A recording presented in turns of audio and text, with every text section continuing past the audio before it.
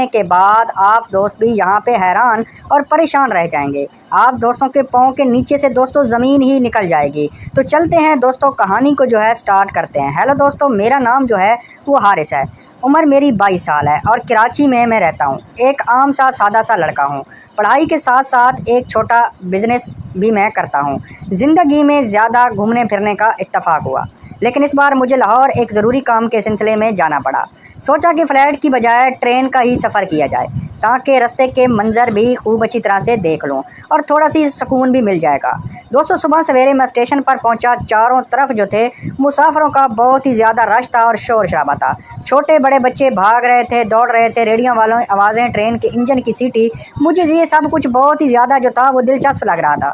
میرے ہاتھ میں بھی بیگ تھا اور دل میں ایک نیا تجربہ کرنے کی خوشی۔ میری سیٹ جو تھی وہ بک تھی۔ میں جیسے ہی اندر گیا، سیٹ نمبر ڈھونڈتے ہوئے ایک لمحے تھک گیا۔ سامنے والی سیٹ پر ایک عورت بیٹھی ہوئی تھی۔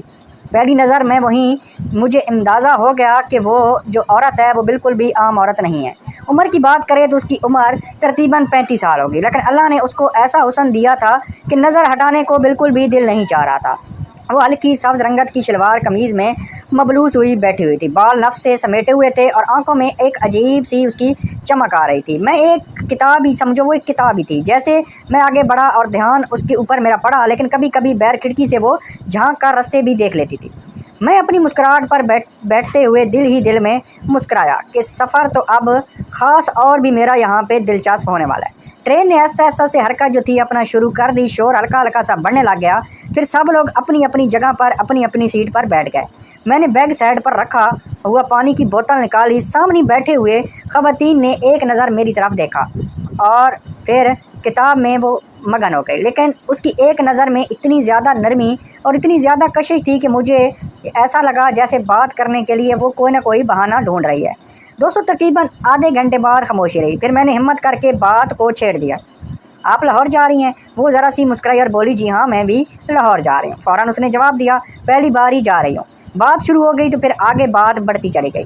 اس نے بتایا کہ اس کا جو نام ہے دوستوں سیما ہے، وہ ایک شادی شدہ عورت تھی، لیکن فی الحال اکیلی یہاں پہ ٹرین میں سفر کر رہی تھی۔ بچوں کا ذکر نہیں کیا، بس اتنا کہا کہ گھر کے کام کاج وغیرہ کرتی ہوں۔ کبھی کبھی یوں تنہائی میں سفر کرنا مجھے بہت ہی زیادہ اچھا لگتا ہے۔ میں نے دل ہی دل میں سوچا، واقعہ یہ عورت اپنی عمر سے کہیں زیادہ جذب نظر آ رہی ہے۔ اس کی بات کرنے کا انداز، اس کا مسکرانے کا انداز، جملوں میں چھپی ہوئی نرمی جیسے دل کو کافی زیادہ چھو جاتی تھی۔ میں اس وقت خود کو خوش قسمت بہت زیادہ سمجھ رہا تھا کہ یہ سفر میرے لیے اتنا حسین سفر بھی ہو سکتا ہے۔ چائے والے نے آ کر آواز لگائی۔ میں نے 2 کپ چائے منگوائے، ایک اسے دیا اور مسکرا کر بولی، اتنی خاطر کی میری ضرورت نہیں ہے، لیکن آپ کا پھر بھی شکریہ۔ اس کے بعد باتوں کا جو سلسلہ تھا وہ مزید اور بھی شروع ہو گیا اور بہت زیادہ دلچسپ ہو گیا۔ اس نے اپنے بچپن کے قصے سنائے، کراچی اور لاہور کے فرق بتایا، رستے کے منظر میں تصویریں کیے۔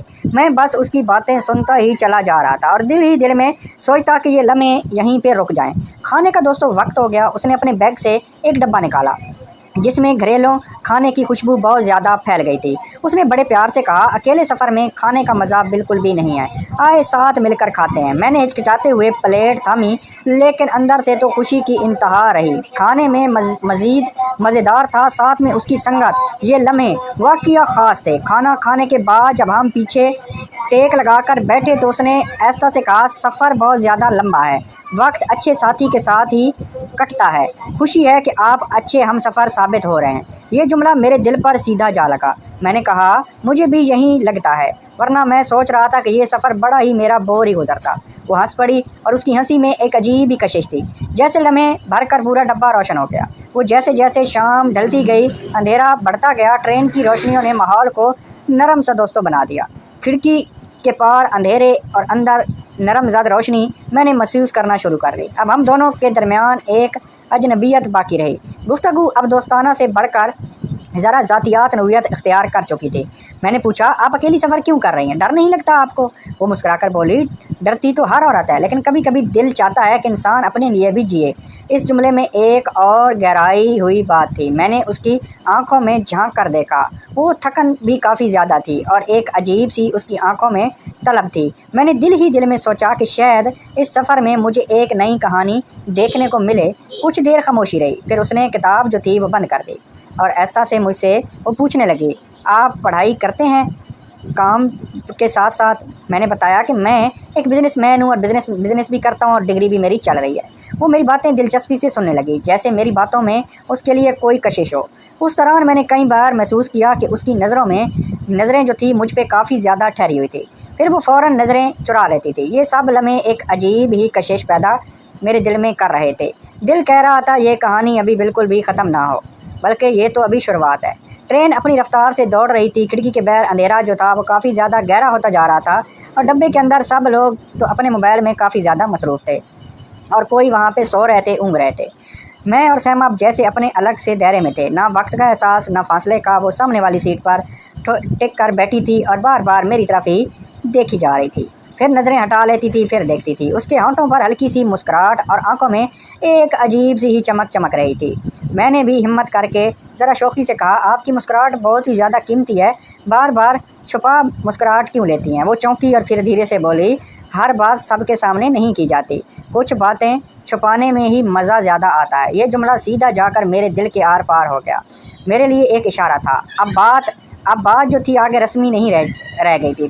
پھر میں نے 2 کپ چائے والا آیا، 2 چائے کے کپ منگوائے اور 1 کپ اس کے آگے کیا۔ اس نے کپ لیتے ہوئے میرے ہاتھ کو ہلکا سا چھو لیا۔ میں نے محسوس کیا کہ جیسے میرے اندر بجلی سی دوڑ گئی ہو۔ وہ بھی جان گئی تھی کہ یہ چھو جانا حادثہ نہیں بلکہ خاموشی کا ایک پیغام ہے۔ چائے پیتی اس نے بات بدلی، حارث، آپ کو کبھی لگتا ہے کہ سفر میں ملنے والے لوگ کبھی کبھی اپنی زندگی سے اور بھی زیادہ قریب ہو جاتے ہیں؟ میں نے جواب دیا، جی بالکل، شاید اس لیے یہاں وقت کم ہوتا ہے اور باتیں سیدھا دل سے نکلتی ہیں۔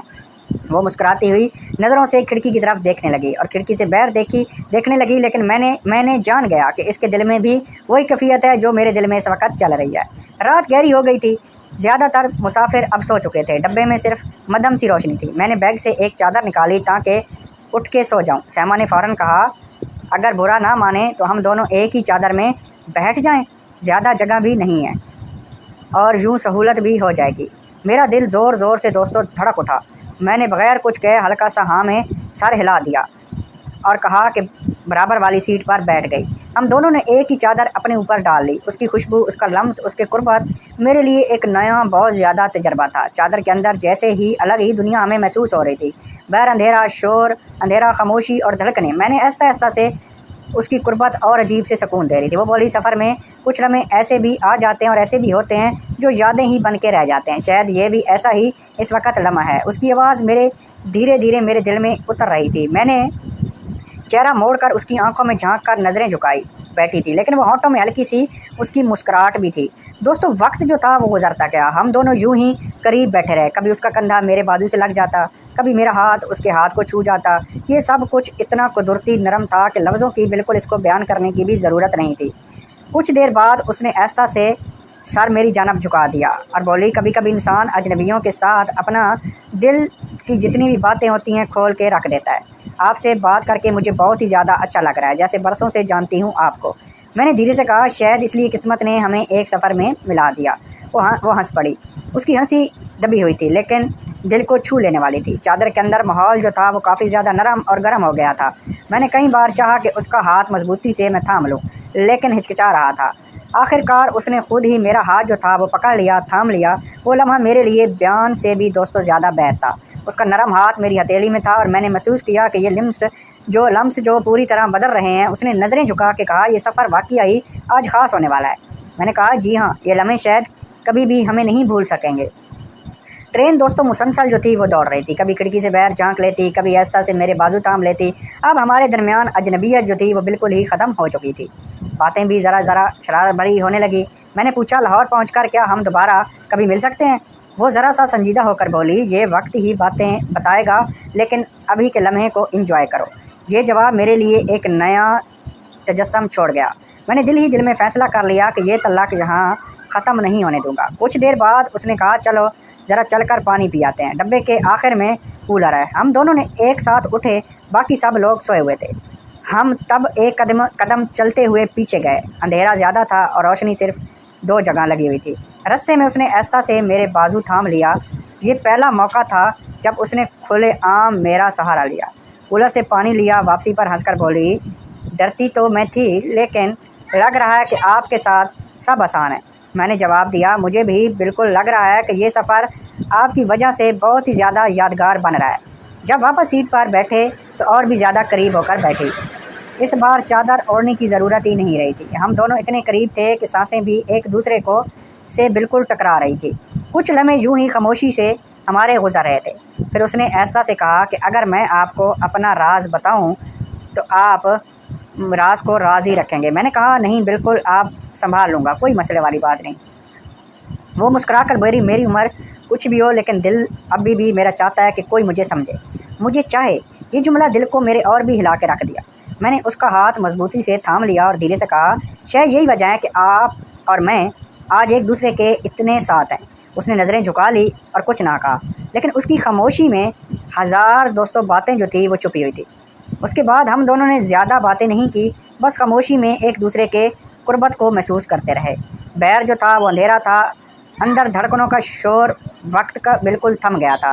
ٹرین رات کی تاریخ کو کاٹتی ہوئی اپنی رفتار سے دوڑی ہی چلی جا رہی تھی۔ ڈبے کے اندر سبھی لوگ سوئے ہوئے تھے، مدھم سی روشنی، ہلکی سی ٹرین کی آواز، سوائے کچھ باقی نہ تھا۔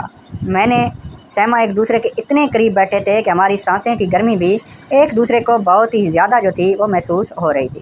وہ دھیرے سے میرے کان کے قریب آئی، بولی، یہ خاموشی مجھے کچھ زیادہ ہی بھا رہی ہے۔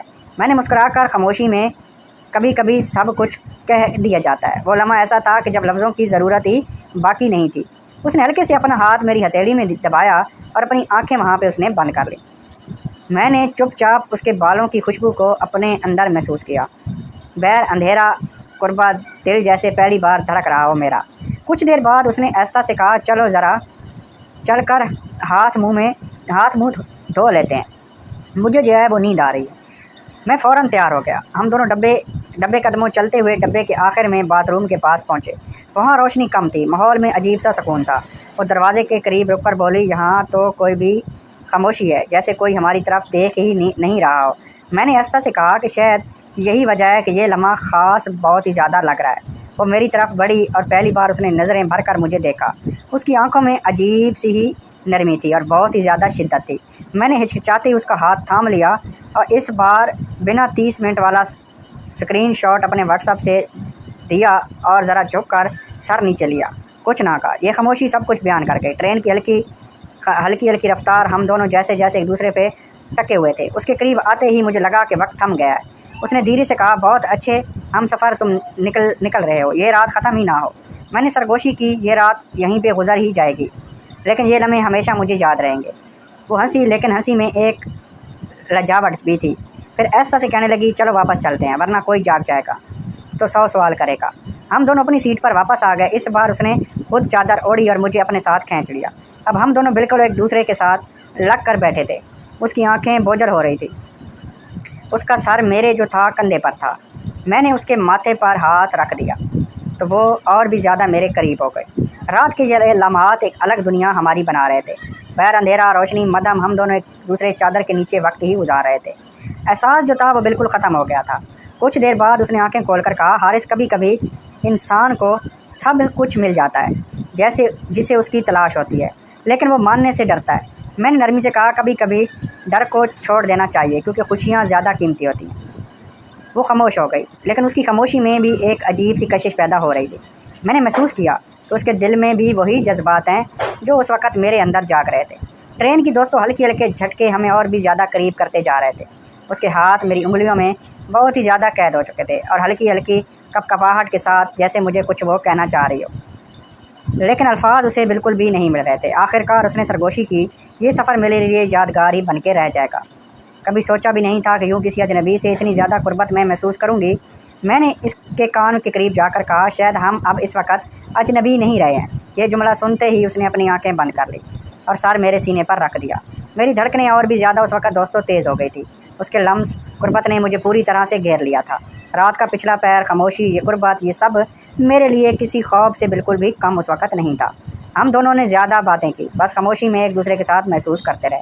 دوستوں کچھ دیر کے بعد وہ بولی، حارث ایک وعدہ میرے ساتھ کرو۔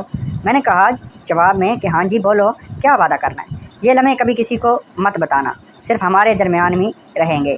اس نے ہاتھ کو مضبوطی سے پکڑ لیا اور یہ کہا کہ راز یہ ہے میری زندگی کا سب سے قیمتی خزانہ ہوگا۔ اس نے گہری سانس لی اور سکون سے آنکھیں بند کر لی۔ میں نے بھی اس لمحے کو اپنی یادوں میں ہمیشہ کے لیے محفوظ کر لیا۔ کچھ دیر بعد جب میری آنکھ لگی تو خواب حقیقت میں فرق مٹ گیا۔ ایسا لگا کہ جیسے ٹرین کی یہ رات مجھے ہمیشہ کے لیے بدل ہی گئی ہو۔ صبح کے وقت ٹرین کے ڈبے میں ہلچل بڑھنے لگی۔ جیسا کہ آپ دوستوں نے کہانی کو مکمل سنا اور یہ کہانی آپ دوستوں کو اگر پسند آئی ہو تو ویڈیو کو لائک کرنا، چینل پہ نیو ہیں تو چینل کو سبسکرائب کرنا اور بیل آئکن کے بٹن کو آل پہ پریس کرنا۔